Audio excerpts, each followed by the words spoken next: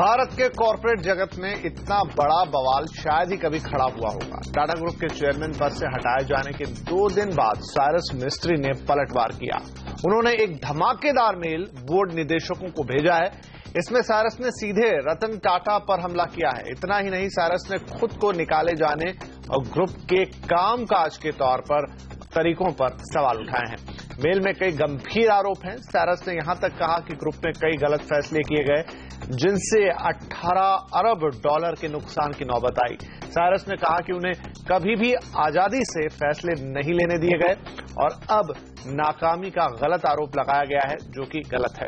Business की दुनिया को हिलाकर रख देने वाले इस मेल और ये पूरी कहानी कहां जाती दिख रही है, इस पर आज हम कर रहे हैं खास बातचीत। और इस बातचीत में हमारे साथ जुड़ेंगे सेबी के पूर्व एग्जीक्यूटिव डायरेक्टर जयन गुप्ता साहब, लेकिन मेरे साथ यहां स्टूडियो में मौजूद है वरिष्ठ वकील सुजॉय कांटावाला और साथ ही हमारे साथ हैं मिंट के एग्जीक्यूटिव एडिटर अनिल पद्मनाभम। तो सुजॉय साहब, जिस तरीके से 2 दिन बाद ये पूरा जब वाकया सामने आया और अब ये मेल लिखा है, मतलब मेल बॉम्ब है एक तरीके से जो कि ड्रॉप किया है मिस्त्री साहब ने, इसको कैसे देखते हैं आप? देखिए, दोनों फैमिलीज को देखिए। आप शाहपुर जी पालन जी फैमिली को देखिए। ये भी एक बहुत ही नामचीन और बहुत ही रेप्यूटेड फैमिली है और पैसे की कोई प्रॉब्लम ही नहीं उनको। दे आर मल्टी बिलियनर्स, बराबर है। पूरे वर्ल्ड में उनकी रेप्यूटेशन है। एक साइड पे वो है, एक साइड पे टाटा ग्रुप है जो वी ऑल नो, हम टाटा का प्रोडक्ट हुआ, हम ट्रस्ट करते हैं। टाटा बस एक नाम, और रतन साहब थे, उसके पहले जेआरडी टाटा थे। तो दोनों साइड अब उन्होंने एक डिसीजन लिया कि भाई हमारा सक्सेशन प्लान जो है, कॉर्पोरेट ग्रुप जो इतना बड़ा डाइवर्सिफाइड ग्रुप है, उनका एक सक्सेशन प्लान था। सक्सेशन प्लान ये है, हमारी रिटायरमेंट एज भी एक हिसाब से है, उसके लिए हमको एक यंग आदमी चाहिए जो हमारे ग्रुप को नंबर 1 वर्ल्ड में ले जाएगा। तो उन्होंने सिलेक्शन किया होगा, उन्होंने सिलेक्ट किया होगा नहीं, ये साइरस मिस्त्री लड़का जो है, ये साइरस मिस्त्री लड़का बढ़िया है, हम इसको कमान दे देते हैं जी। अब एक बार उनको कमान दे दी, बराबर है। उनको सब अलग अलग कंपनीज, देखिए इनकी जितनी भी कंपनीज है, लिस्टेड कंपनीज है, they are all separate corporate legal entities. सबके चेयरमैन बन गए। अब उनको आप कैसे निकालोगे? वो हर कंपनी के चेयरमैन आपको एज पर द लॉ जो प्रिस्क्राइब प्रोसीजर फॉलो करना पड़ेगा। तो उन्होंने पहला ये वार किया है और टाटा सन्स के बोर्ड में से उनको निकाल दिया। अब 24 अक्टूबर को जो ये वाक्य हुआ, कॉर्पोरेट जगत को हिला दिया है ये इसके वजह से। और ये world United Nations organisation day था 24 अक्टूबर, लेकिन हमने देखा कि ये पूरा पोलराइजेशन हो गया है यहाँ पे। लेकिन जो आज मिस्त्री साहब ने चिट्ठी लिखी, मतलब एक तरीके से रतन टाटा पर सीधा सीधा हमला किया है उन्होंने। यस, एक्चुअली साइरस मिस्त्री की रेपुटेशन बहुत ही अच्छी है। साइरस मिस्त्री के फैमिली की रेपुटेशन बहुत अच्छी है। अब अगर उनको ऐसे अनसेरेमोनियसली आप हटा दो एज अ चेयरमैन, तो नेचुरली वो एक्सप्लेनेशन देंगे। आज पूरा वर्ल्ड देख रहा है कि साइरस मिस्त्री को कैसे उन्होंने ये किया, पता नहीं वो बराबर प्रोसीजर फॉलो किया है नहीं किया। वो कह रहे प्रोसीजर फॉलो नहीं किया। अगर ये बात सच है और अगर साइरस मिस्त्री कहते कि मैं एक लेम डक था, मैं अपना डिसीजन नहीं ले सकता था, मैंने काफी डिसीजंस लिए, प्रोग्रेसिव डिसीजंस थे, शायद किसी को अच्छे नहीं लगे होंगे, और वर्ल्ड की पूरी एनवायरनमेंट खराब है, तो ठीक है, इतना स्लो प्रोग्रेस हो रहा है अपना। तो और अगर उन्होंने ऐसे मुद्दे अगर उठाए, उसके वजह से उनको निकाला गया है, तो ये बहुत ही गलत होगा अगर ये साबित हुआ तो उनको कुछ तो बोलना था पब्लिक को। आज वो चुप थोड़ी बैठेंगे। आज उनकी रेपुटेशन का भी सवाल है, सामने टाटास की रेपुटेशन का सवाल है, तो नेचुरली वो बोलेंगे। आप और मैं भी बोलेंगे, क्यों नहीं बोलेंगे? अगर हमको ऐसे अनसेरेमोनियसली निकाल दे कोई, तो हम चिल्लाएंगे। और बहुत ही डिग्निफाइड रीत से उन्होंने ये प्रस्तुत किया पब्लिक के सामने। राइट।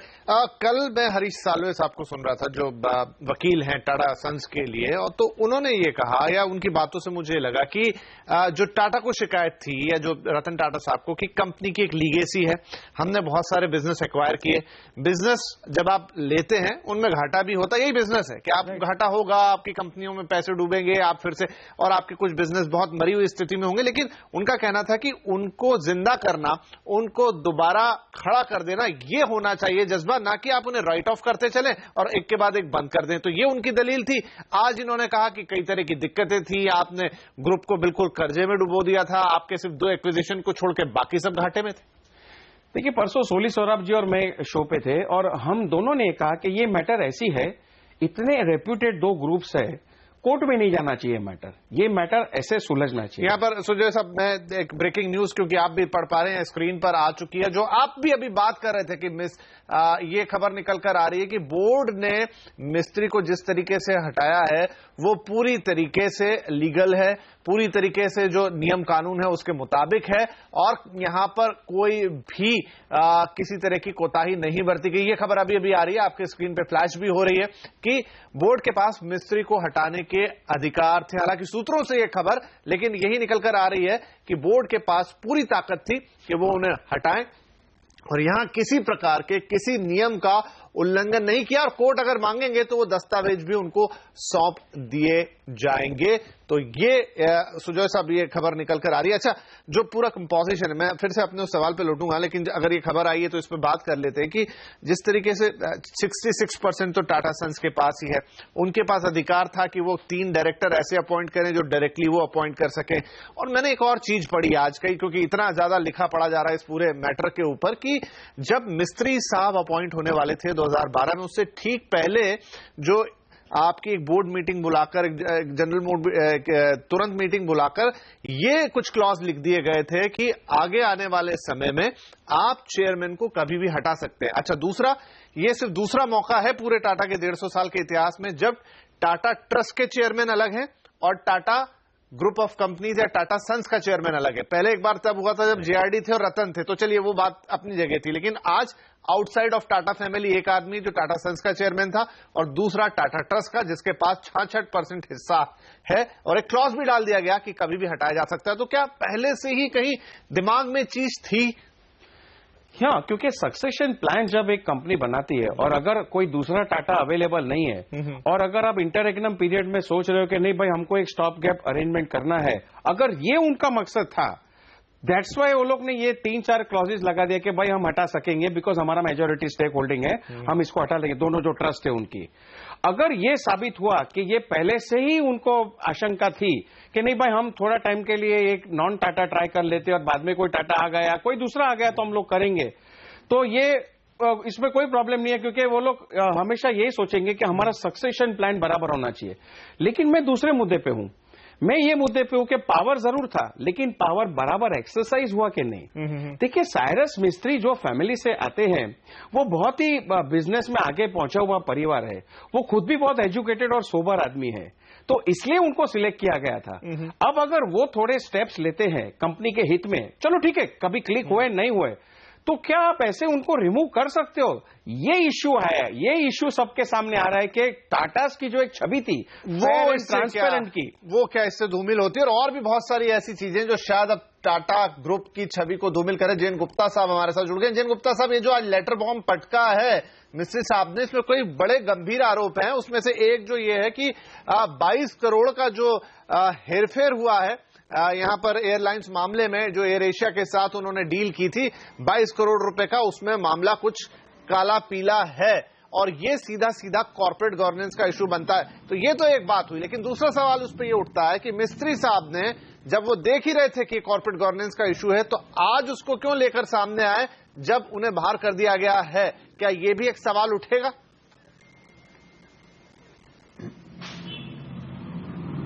देखिए, सवाल बहुत हैं और जवाब कोई भी नहीं है। सवाल मिस्त्री साहब की तरफ से भी उठ रहे हैं, सवाल टाटा ग्रुप की, टाटा, रतन टाटा और बाकी लोगों की तरफ से भी उठ रहे हैं, इन्वेस्टर की तरफ से भी उठ रहे हैं। अभी तक सवाल सिर्फ रेगुलेटर ने नहीं किया था, अब समय आ गया है कि रेगुलेटर भी सवाल पूछेगा। जैसे कि आपने बताया कि मिस्त्री साहब ने आज ये बोल रहे हैं, तो इसका मामला ये है, इसका मानना ये होगा कि अभी तक जब वो उस बोर्ड के पार्ट थे तो ऐसी क्या वजह थी कि जो उन्होंने इस मामले को नहीं उठाया। एक वजह तो ये हो सकती है कि फिड्यूशियरी ड्यूटी थी बोर्ड की, जो बोर्ड में डिस्कस होता है वो नहीं बोलना चाहिए, लेकिन फिड्यूशियरी ड्यूटी उनकी सबसे ज्यादा होती है शेयर होल्डर और बाकी स्टेक होल्डर के तहत पार में। तो अगर कोई ऐसी छोटी मोटी बात हुई कि कोई देर में आया, किसी ने ज्यादा चाय पी ली या कॉफी पी ली, ये सब चीजें नहीं हो सकती हैं।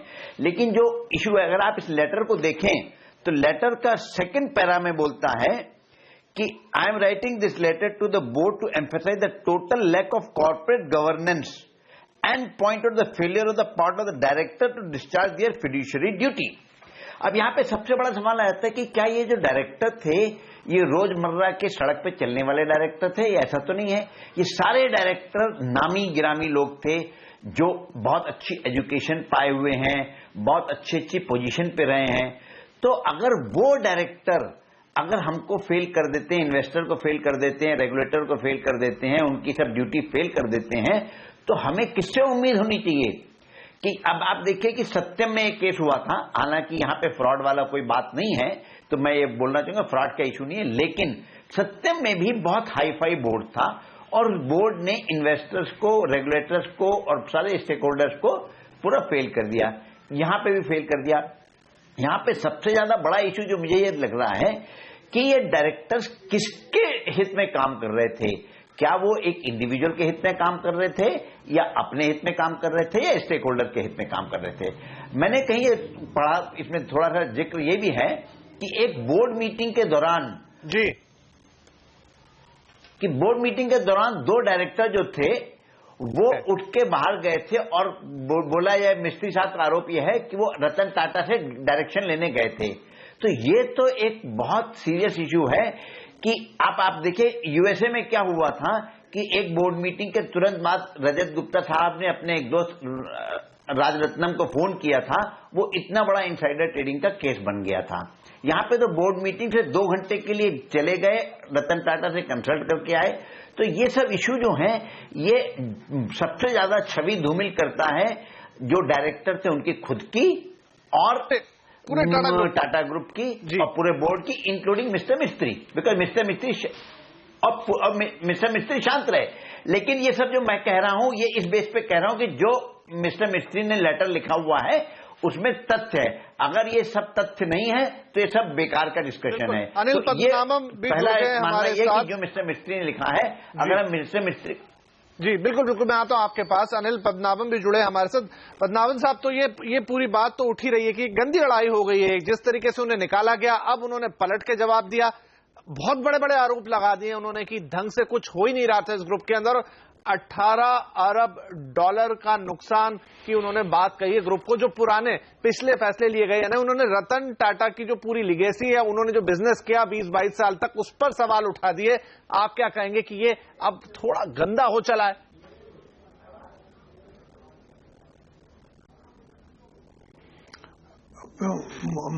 गंदे से ज्यादा ये आरोप जो जैसे आपने कहा बहुत ही गंभीर है, बट इसमें एक ही क्वेश्चन है कि ये मिस्त्री जी के आरोप हैं। अभी कंपनी और रतन टाटा जी का रिस्पांस तो हमारे पास है नहीं इस वक्त और दोनों बात नहीं कर रहे हैं।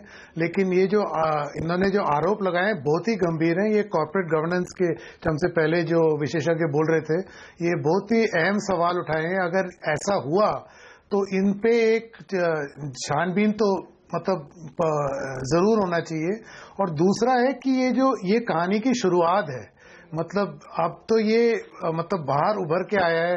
हम सारे मतलब हम सब रिपोर्टर्स, किसी को भी कुछ खबर नहीं थी कि कंपनी में इतने सारे अहम सवाल या ऐसे गंभीर विषयों पर मतलब एक डिस्कशन हो रहा है, ये हमें किसी को कुछ मालूम नहीं था अभी तक बाहर। तो अभी जो बाहर निकला है, अभी तो इस पे और जांच होगी, रिपोर्टर्स भी घुसेंगे। तो अभी मेरा कहना है कि एक तो ये बहुत ही अहम मुद्दे उठाए इन्होंने, दूसरा ये कहानी की शुरुआत है। बिल्कुल सही कह रहे हैं आप कि ये कहानी की महज शुरुआत भर है जब इन्हें निकाला गया और उन्होंने जवाब दिया। आगे जाके ना जाने और कौन कौन सी बातें इस झगड़े या इस लड़ाई में निकलकर सामने आएगी। बहरहाल हम लेते हैं यहाँ पर एक छोटा सा ब्रेक और आके मिस्त्री साहब ने अपने जो लेटर में और बड़े आरोप लगाए हैं उनके क्या इम्प्लीकेशंस हो सकते हैं, उनका क्या असर हो सकता है, इस पर चर्चा करेंगे छोटे से ब्रेक के बाद।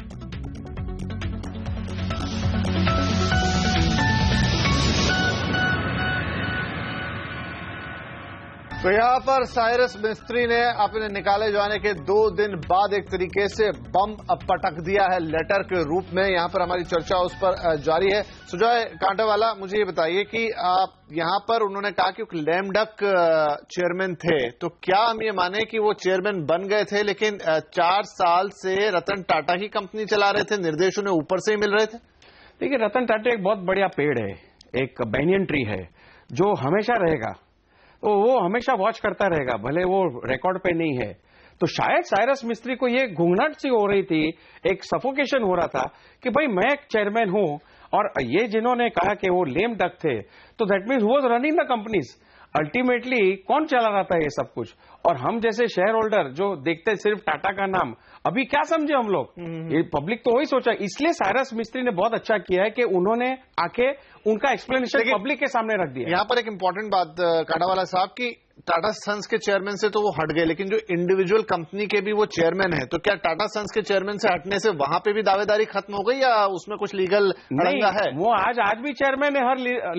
हर लिस्टेड कंपनी एक separate legal entity under corporate law, जो कंपनीज एक्ट है। आप टाटा स्टील देख लो, टाटा केमिकल्स देख लो, टाटा मोटर्स देख लो, ऐसी कितनी कंपनीज है, सब जगह वो चेयरमैन है। उसके लिए प्रोसीजर फॉलो करना पड़ेगा, स्पेशल रेजोल्यूशन पास कराना पड़ेगा, और अगर वो डटे रहे साइरस मिस्त्री तो बहुत प्रॉब्लम्स हो सकते हैं आगे जाकर। तो ये एक बड़ा सवाल हो सकता है। चलिए इस पे आते हैं, लेकिन वीके शर्मा साहब हमारे साथ जुड़ गए हैं एचडीएफसी के। शर्मा जी, आज जिस तरीके से साइरस मिस्त्री ने चिट्ठी लिखी है और अंदर की बहुत सारी बातें बता दी हैं कि कंपनी कितनी दिक्कत में थी, 18 अरब डॉलर के एक बड़े भारी रकम का उन्होंने जिक्र कर दिया है, सिर्फ 2 वेंचर को छोड़ के बाकी सब प्रेशर में है। क्या लगता है इससे जो कंपनी की इमेज है उसको तो धक्का लग ही गया है, लेकिन अब इसका असर मार्केट में जो शेयर प्राइस है हर कंपनी ग्रुप की उस पर दिखाई देगा? मैं नहीं समझता कि इस पूरे मुद्दे का इन स्टॉक प्राइसेस के ऊपर कोई बहुत ज्यादा इम्पैक्ट पड़ेगा। जो पब्लिक को जो इमेज है वो यही एक अच्छे मैनेजमेंट की है, और किसी प्रकार से कोई भी क्वेश्चन मार्क नहीं है मिस्टर रतन टाटा की लीडरशिप के ऊपर। पब्लिक एक इन्वेस्टर की तरह, अगर मैं शेयरधारक हूं कुछ टाटा कंपनीज में, तो भले ही मिस्टर उनको बना दिया हो मिस्टर मिस्त्री को चेयरमैन, और पीछे से अगर रतन टाटा पीछे से उनके देख के बोलते थे ऐसा करो, तो मैं नहीं समझता कि इसमें किसी प्रकार का हर्ज है, क्योंकि वो पब्लिक की आईज में टाटा के वो फादर फिगर हैं जो जिसका उनको जो भले ही चेयरमैन कोई भी बनाओ उनको सुनना चाहिए। तो मैं एज अ शेयर होल्डर की तरह बोल रहा हूं, मुझे पूरा कॉन्फिडेंस है रतन टाटा की लीडरशिप के ऊपर और उनके चयन के ऊपर। उन्होंने अगर चयन किया था सही किया था। अब अगर उन्होंने कोई डिसीजन लिया है उनको हटाने का तो वो भी सही होगा। हो सकता है कुछ ऐसे मुद्दे हों जो इस वक्त हमारे सामने नहीं हो, जिनकी वजह से उनको हटाया गया हो, जो उन्होंने ठीक नहीं समझा हो, बिकॉज हो सकता है कंपनी को और फर्दर कोलेटरल डैमेज हो। तो उस पूरे मुद्दे को लेके एज ए शेयर होल्डर, मैं कई टाटा कंपनी में शेयर होल्डर हूं, मुझे और इसी शर्मा जी बीच में आपको रोक रहा हूं, इसी बीच एक और ब्रेकिंग न्यूज आती हुई कि जो 1800 करोड़ या 18 अरब डॉलर की हम बात कर रहे हैं, राइट डाउन जो करने की बात कह रहे थे मिस्त्री साहब, अब एक्सचेंज ने उस पर सफाई मांग ली है। टाटा ग्रुप की सभी कंपनियों से ये सफाई मांगी गई है। 1800 करोड़ डॉलर या 18 अरब डॉलर का राइट डाउन जिसका जिक्र किया है मिस्त्री साहब ने अपनी चिट्ठी में, अब एक्सचेंज ने उस पर, तो अभी जैन गुप्ता साहब आप इसकी बात कर ही रहे थे, तो लीजिए खबर भी आ गई।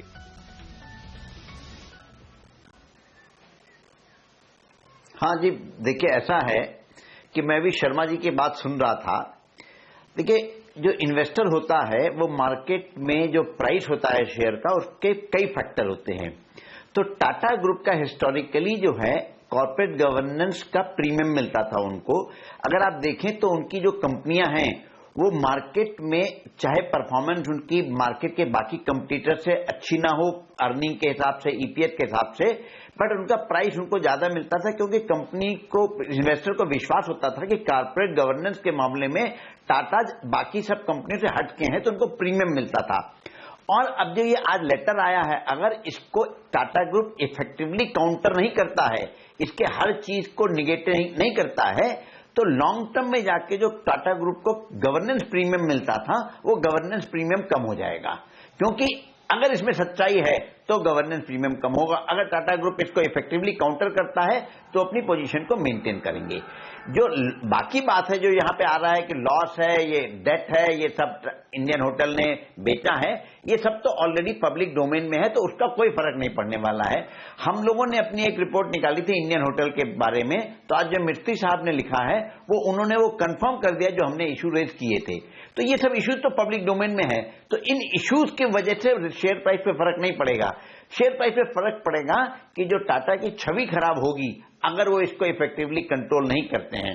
और मैंने पहले दिन भी ये बोला था कि ये जो एक्शन है रिमूवल का, ये एक कोई अर्थ शेटरिंग एक्शन है, लेकिन जो उसके लिए रीजन दिया गया था कि लॉन्ग टर्म वैल्यू के लिए और नया चेयरमैन के लिए, तो इनको इंटरिम रख के नया चेयरमैन अपॉइंट करके इनको हटाया जा सकता था, लेकिन इमीडिएट हटाना कुछ अपने आप में समझ में नहीं आ रहा था और अभी भी समझ में नहीं आ रहा है कि क्या समय मेरे पास कम बच गया है। अंतिम सवाल अनिल पद्मनाभम आपसे, जो आप कह भी रहे थे कि अभी तो ये शुरुआत भर है, तो आगे क्या कुछ और बड़ी चीजें निकल कर आ सकती है और इन सबका नुकसान किसी और को नहीं होगा, टाटा ग्रुप को होगा और उसकी इमेज को होगा?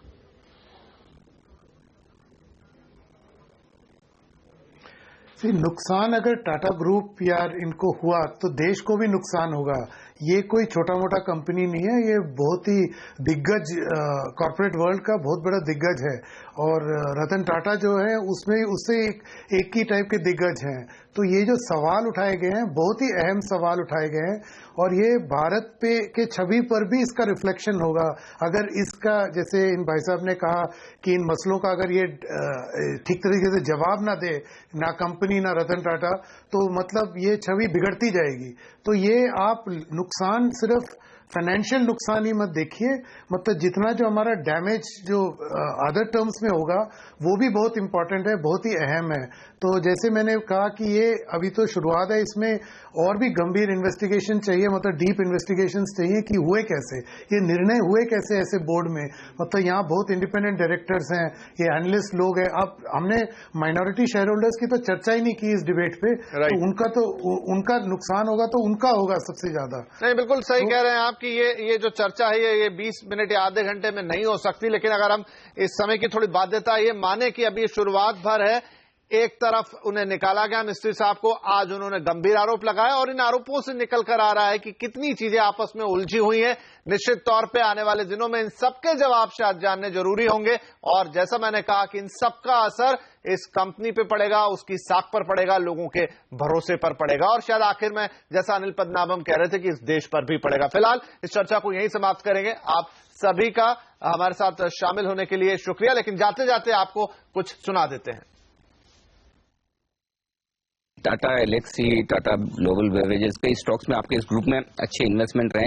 ये जो कुछ हो रहा है ग्रुप में, जिस तरह के डेवलपमेंट हो रहे हैं, थोड़ा परेशान करते हैं बहुत ज्यादा। मतलब कल तो मैं एकदम स्टन था कि ये बॉम्बे हाउस में एक ब्लडलेस कू हो गया, ये कैसे हो सकता है, एंड आई थिंक जो आज हो रहा है वो और भी मुझे घबराहट हो रही है। जो पत्र साइरस मिस्त्री जी ने भेजा है रतन टाटा को, एक कैन ऑफ वर्म्स ही खुल रहा है। अभी क्या मालूम है पैंडोरास बॉक्स कहां जाके रुकेगा।